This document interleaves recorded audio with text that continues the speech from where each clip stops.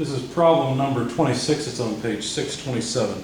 Design a helical extension spring for average service using music wire to exert a force of 15 pounds when the length between attachment points is 5 inches and a force of 5.2 pounds at a length of 3 3/4 inches. The outside diameter must be less than 3/4 of an inch.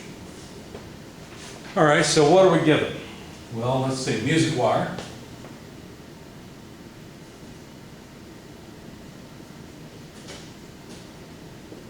Average service.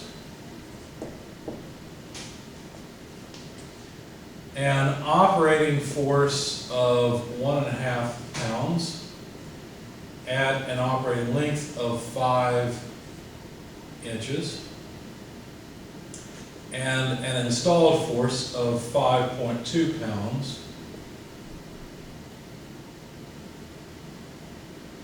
at an installed length of 3.75 inches. Now something seems wrong here because it shouldn't, oh yeah, I've got my decimal place in the wrong point. I was going to say it shouldn't have lower force at the operating position, it should be higher. This is 15 pounds. Sorry, I read it and then I'm trying to just work from my solution sheet here. I guess I can't read my own writing. So now we got the decimal place in the right position. This makes sense. The OD has to be less than 3/4 of an inch. Okay, so this is what we're given. Let's start off probably the way most of you would begin, by calculating the spring constant, since that's what you're comfortable with. You don't have to necessarily have the spring constant from the very beginning in order to solve the problem. A lot of times students jump to the spring constant and think that will give them everything. That's not the case at all. In spring design, some of the things you have to do is decide on a mean diameter, a wire diameter, and that basically yields how many number of coils you need to reach this operating point. It also tells you what the stress in the material will be. You have to decide if the material can take it or not, and if not, change the design.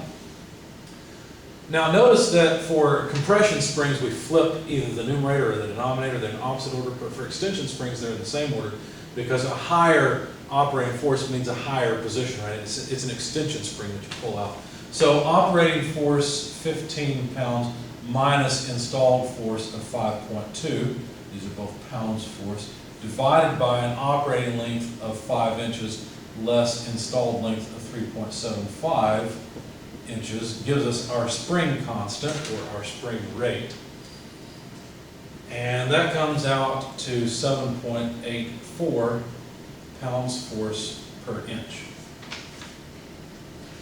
Okay, now what? Well, I have to decide on a wire diameter and a mean diameter. So what I recommend you do is go to the figures for material properties, for the strength of the material, and look for music wire. And if you do that for extension and compression springs, music wire is on, let's see, I've got to find it. Here it is. Page 603 at the top. It's ASTM A228 steel wire, which is music wire. And we've got to decide about how much stress music wire in general can take. Now this is for average service, so let's just use the average service curve.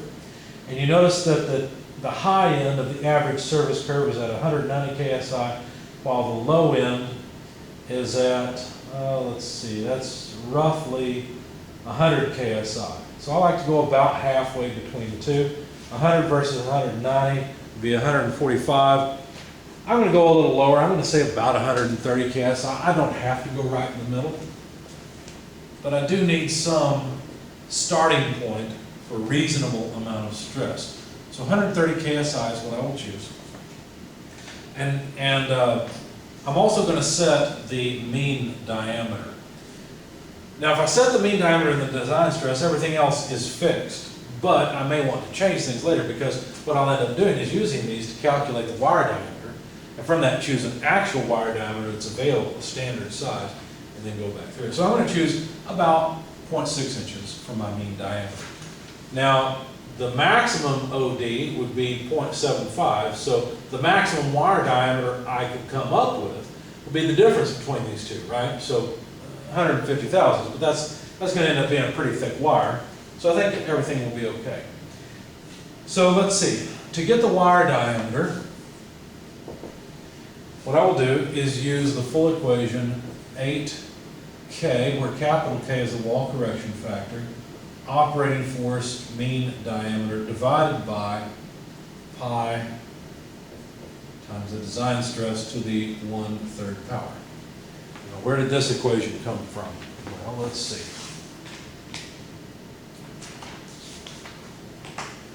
I'll find it for you. Sorry, it's been a long time since I worked these. I had to find it all. Here we go, page 609, equation 18.7. So your author often puts useful equations into his example problems.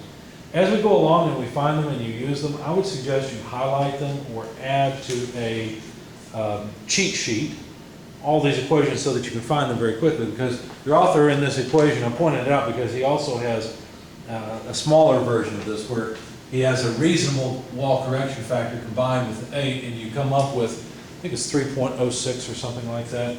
Anyway, what I'm going to do is realize that a good spring index, right, a spring index of about 7 yields a wall correction factor of about 1.2. So I'm just going to plug in a good wall correction factor, which represents a good spring, or an appropriately ratioed spring. And then 15 pounds force for the operating force. The mean diameter I chose was 0.6 inches.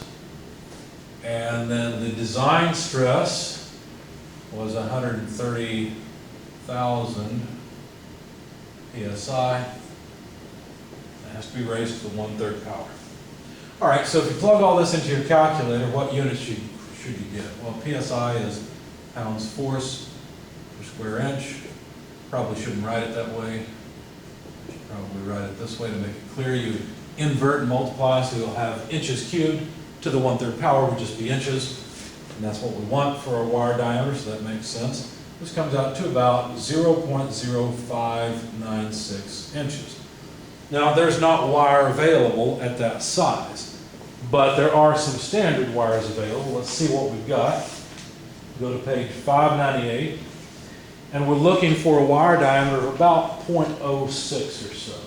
Now, which scale are we on? Well, now we're using music wire. And so the second standard size column, or technically the third column over, is where I would look because I'm dealing with music wire. So let's see, 0.06 or so.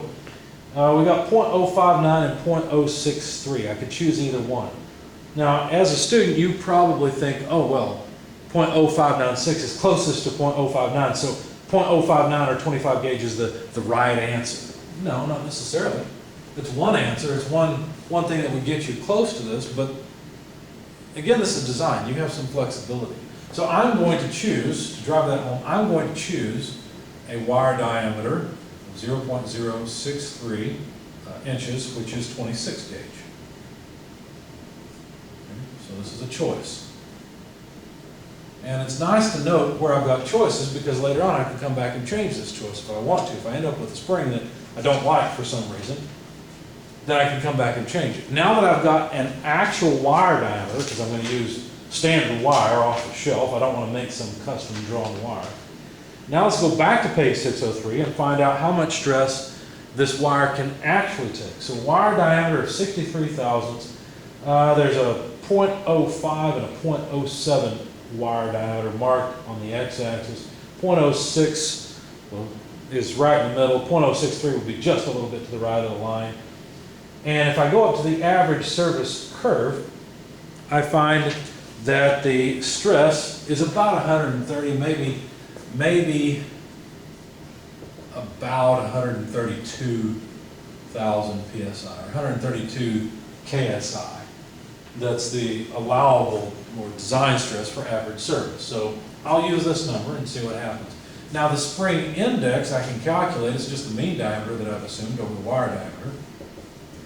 0.6 inches over 0.063 inches.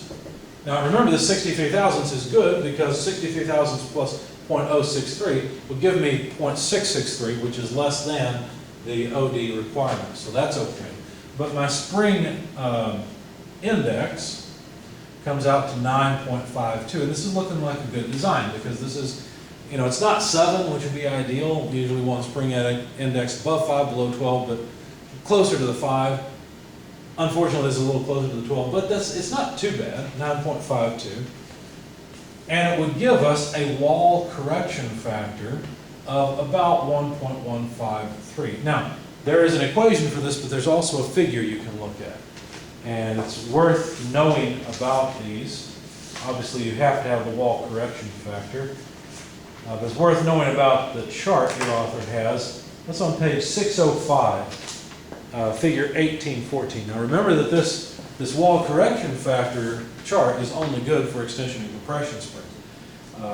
But the equation could be used, or that chart could be used. Anyway, now let's calculate the stress that the material will experience at the operating position. 8 wall correction factor, operating force, mean diameter divided by pi wire diameter cubed.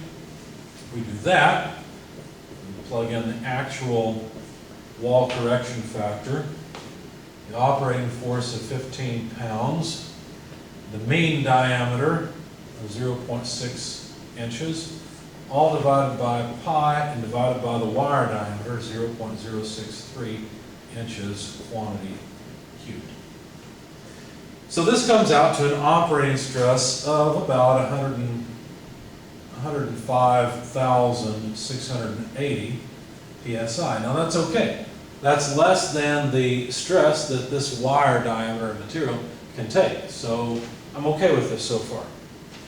How many coils will I need? How many active coils will be required? Well, that's G times the wire diameter divided by 8 spring index cubed K. Now be careful, this K is not this K. This is the spring rate. This is the wall correction factor. Okay? This C is the spring index. So spring index, spring rate, and wall correction factor.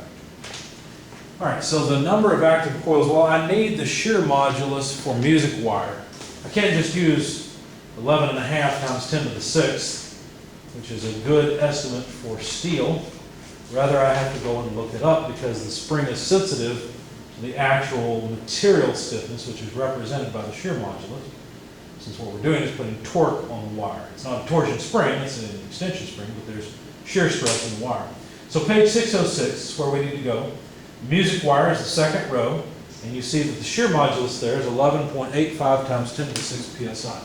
So 11.85 times 10 to the 6 pounds force per square inch. The wire diameter is 0.063 inches.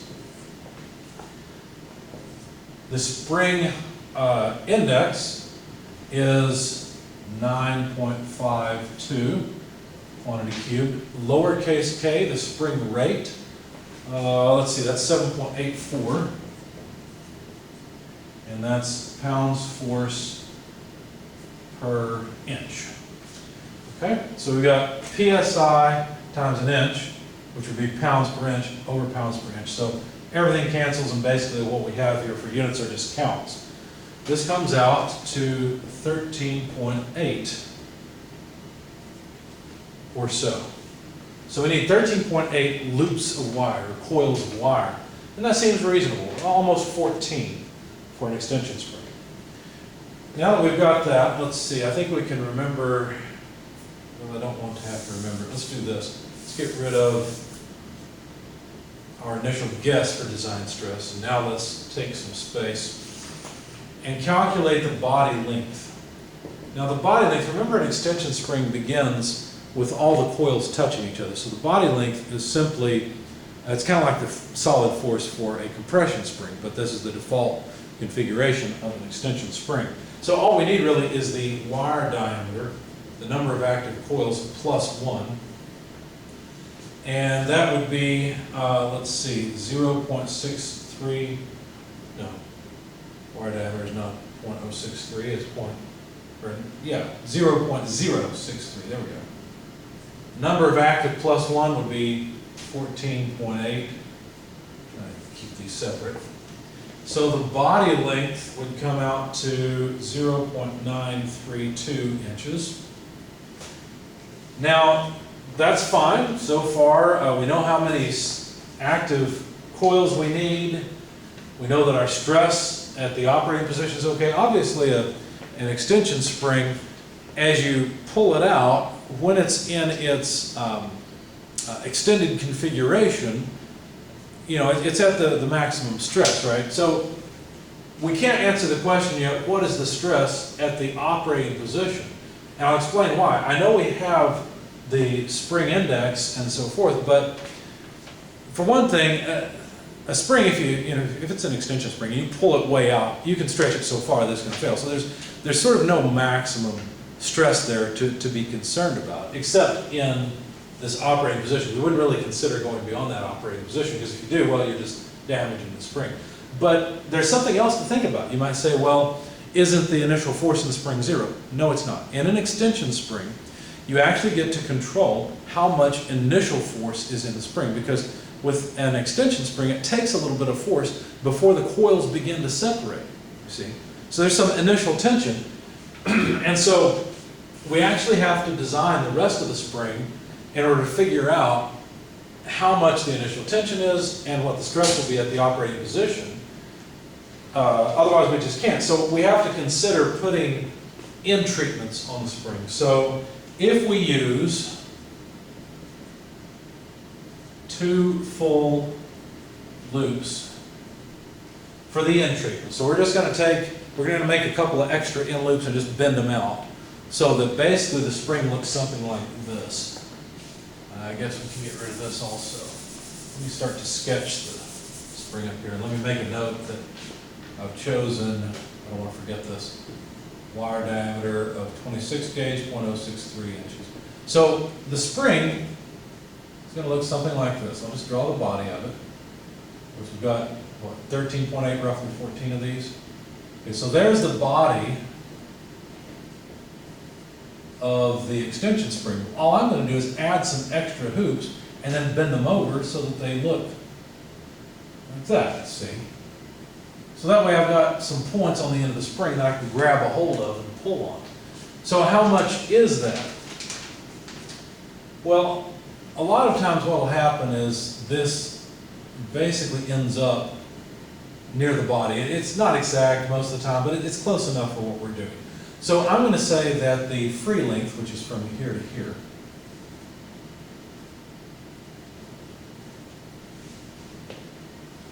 and I guess I'm working 2 places. Let's just continue from here. You can see that I've got 2 full loops. The free length would be the body length plus 2 times the inside diameter, right? Because I've got roughly 2. Now, yeah, like I said, there's a little bit difference between the position of the body length and that inside point, but it's not enough to worry about. So the body length, I know, is 0.932 inches, and the inside diameter, well, that's pretty easy because I've got the mean diameter and the wire diameter. All I got to do is take the difference between them, and that will give me, let's see, why don't we do that down here? ID equals mean diameter less wire diameter, 0.6 less 0.063. Those are both inches, and this comes out to 0.537 inches. So I can plug in 0.537 inches. Okay, and so the free length comes out to 2.006 inches. Okay. All right. Now, understand that this is a constraint, right? I have to take the spring from this position with this free length to a 5-inch position. So we got to go about 3 inches, right? From here to here. When we go 3 inches, we better end up with this force. Now, how can we end up with that force? Well, remember, the degree of freedom we still have is the initial tension in the spring. So basically what we can do is calculate what the initial tension has to be at this position, the free length, so that we get 15 pounds at this position. So how do we do that? Let's see, I guess we can get rid of, I may have to refer to this later, but I've got it in my notes. Okay. So the deflection to the operating position would be the operating length minus the free length. That's 5 inches minus 2.006 inches. For all practical purposes, that's about a 3-inch deflection. So the initial force required just in the free position, I can calculate based on the force required at the operating position and the spring rate. Because look, this is the deflection. I know the spring constant. I know what the force has to be when I get to the operating position, so I can calculate what the force has to be in the free position. So the operating force, and this is not an equation you're unfamiliar with. You've used this equation, delta F equals K delta X, right? You probably wrote F equals Kx, but really what you're saying is that the change in force for a change in deflection of the spring is proportional through the spring constant. And that's all I've got here. I've just rearranged it a little bit, where delta X is really that F naught. So how much force are we talking about here? Well, let's see, 15 pounds force minus 7.84 pounds force per inch multiplied by 3 inches. Well, this comes out to negative 8.52 pounds force. Well, that's problematic, right? Because what that means is when the spring is in this position, the spring has to be providing, or the amount of force we'd have to provide to get it there, the external force, is compressive, right? That won't work. We have to change things. So the key to understanding what I'm about to do is to realize that the force in the operating position comes from 2 places, right? For an extension spring, it comes from the initial force, right? And it comes from the spring constant. So as you pull on these springs and it stretches, right, by this amount, and remember this is fixed, right? We can't change the spring rate, okay? The spring constant has to be 7.84 pounds per inch. But the force at the operating position comes from 2 places. It comes from stretching the spring and the initial force. So we actually have a degree of freedom here, and it is how much extra we put on either end, basically the entry. So let's think about this a little bit. If we make the lengths of these loops larger, what would happen? Well, let's see, if we make the end of the loops larger, well then we'll have less deflection to get to the operating position, right?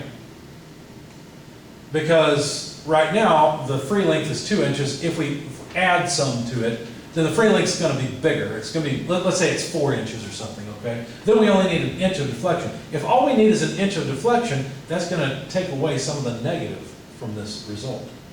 So making the loops bigger is what we want. Let's just arbitrarily try an end loop size of 1.25 inches. So instead of doing this, what we're going to do is something like, let's see, pull some wire off, and we'll just make an end loop something like that. Okay? So that's the end loop size, and I think I did that. Yeah, I did that on both ends.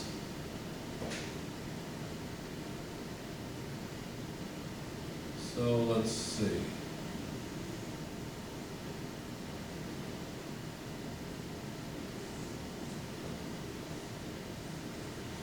Right.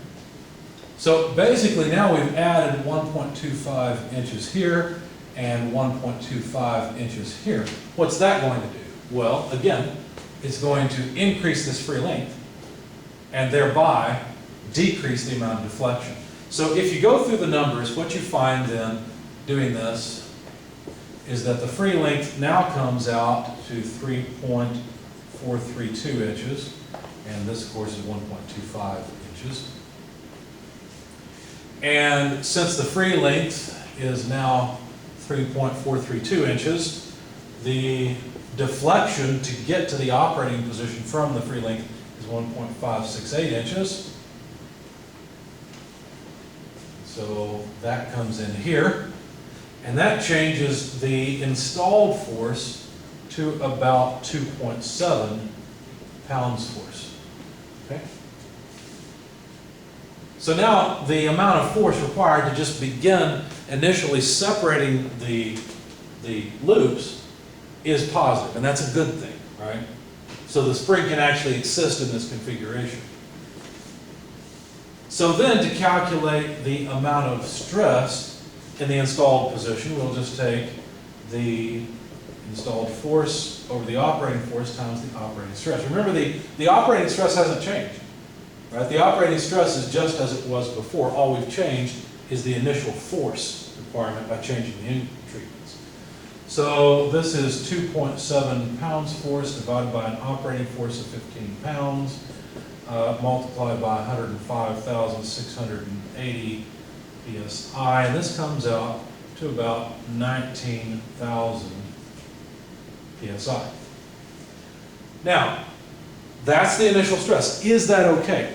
There is actually a recommended range for the initial stress in an extension spring. Go to, let's see, here we are, page 617. And the x-axis on this figure is the spring index, it's C. And so if you look up the spring index we have, which, let's see, we have it on the board still? No. It was, I think, 9 point something, wasn't it? Let's see, I'll look at my notes. Here it is, 9.52.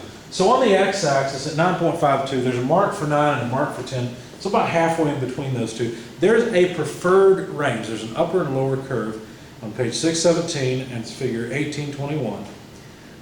And we want to be in that range. Now, the lower end of that range at about 9.5 is 10,000 KSI, or not 10,000 KSI, but 10,000 PSI, or 10 KSI.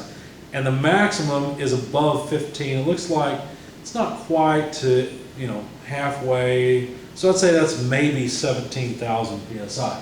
But our initial stress is 19,000 PSI. This is a little high. We're above the preferred range. And of course, the way to solve this problem is to, you could go back and change the wire diameter, but that's a lot of work. What would be better would be to change the end treatments a little bit, because that's a lot easier. And so if we change the end treatments, which way should we go? Well, let's see. We want a lower initial force, don't we? Because a lower initial force would reduce this initial stress.